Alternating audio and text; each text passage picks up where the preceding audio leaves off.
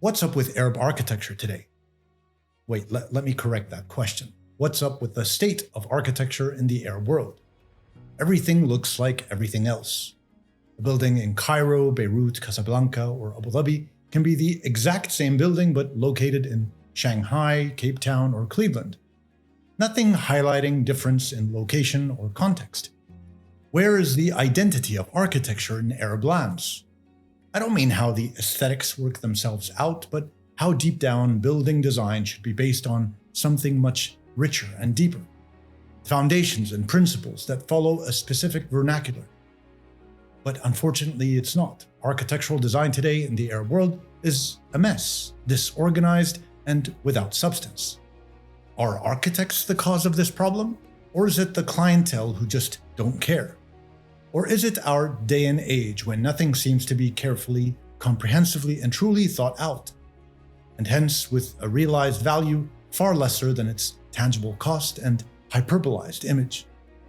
Where is the Arab memory, heritage, and invention, wisdom, and knowledge exhaustively passed down from one generation to the next?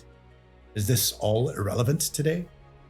I hope not, because there's much to offer and even more to say about this architectural inheritance, about how design can first acknowledge our extremely challenging habitat, and then onwards transcend the regional limitations of climate, resources, and energy for an outcome that is ideal and inspiring, for an outcome we can be proud of for centuries to come.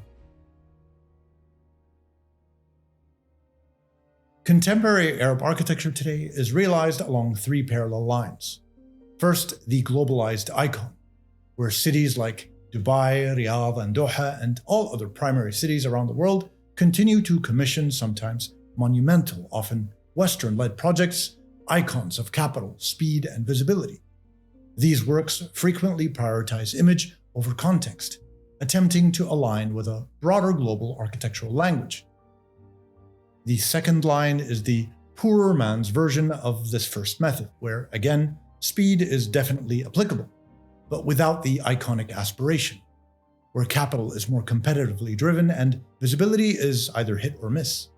This is the mainstream of all property development across the Arab world and the culprit for most of the visual pollution within the modern urban fabric. Both of these lines have a cost on the local architectural scene, in the form of cultural obscurity, a drift toward absent identity, climatic inefficiency, heavy reliance on manufactured sustainability and survivability, and symbolic dislocation, buildings that could exist anywhere.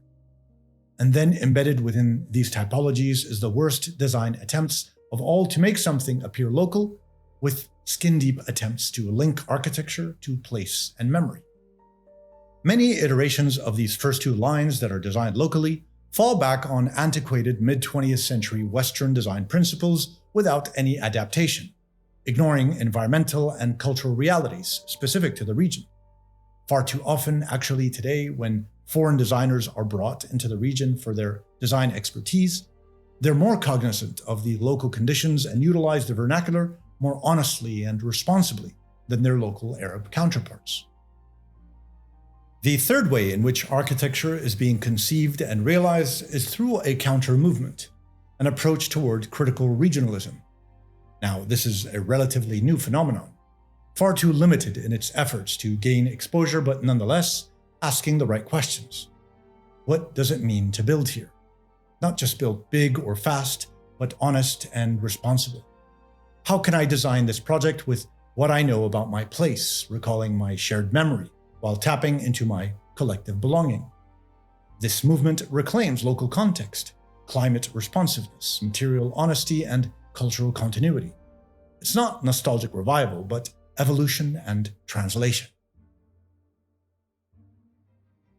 If we extract these elements, context, climate, materiality, and culture, identity, who in modern Arab history has exemplified the unlocking of these parameters of design? There's no architect that comes to mind other than Hassan Fathy.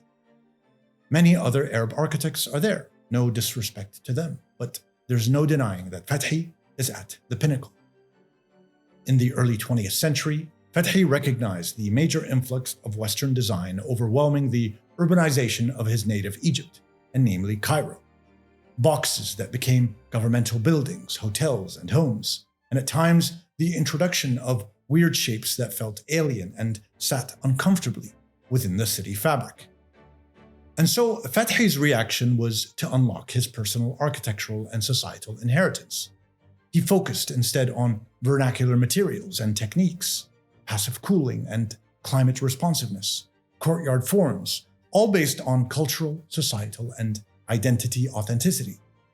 You might counter this narrative by saying that Fathy was great in his comfort zone of homes and mosques, but was never commissioned to do a tower or a shopping mall. So how can we rely on his methodologies? Yes, that's entirely true, but what we want from Fathy and his like are not the final results of their creativity, but the extraction of the principles on which they depended on in creating architecture that belonged and responded to the challenges presented within the local context and environment. The ideas, not the bricks and mortar of it. I really do appreciate you taking the time and watching the Kandiri Chronicles. Please do join our community by subscribing so that you don't miss out on any content regarding the Arab and Muslim history, identity, and modern condition. And if you really do enjoy the channel week in and week out and would like to support us even further, please do join us at our YouTube membership program as well as on Patreon. Thanks again. Now, we must acknowledge also that Fathy's time was indeed also very different. In modernity, speed, competition, cost, maximized areas, and revenues all come into play and complicate the lives of architects. But having limitations and complications has always been an architectural challenge welcomed by most conscientious and responsible designers, especially architects like Fathy. In our day and age, one of the biggest obstacles confronting architects is the endless shrinking areas of property footprints. All buildings, big or small, have no room to move and have to bulge outwards in order to maximize space and efficiency. Add to that the many current demands from local authorities for their internal vertical transportation, fire systems, and structural demands, and what you're left with is a simple cube or extruded cuboid. That's why most towers and homes look so similar to each other. But again, those are challenges that shouldn't intimidate, but be circumvented when architects stop being lazy and take on the responsibility and initiative to realize a new way that works for their region, for their country, for their city, and for that specific street. Some architects are doing this. Not enough, though. We're not so exposed to them because Arab architecture today is most authentic when it's least visible. Not in skylines or cityscapes, but in private or experimental housing, rural interventions, or smaller civic spaces. Clients here are typically more visionary and responsible environmentally.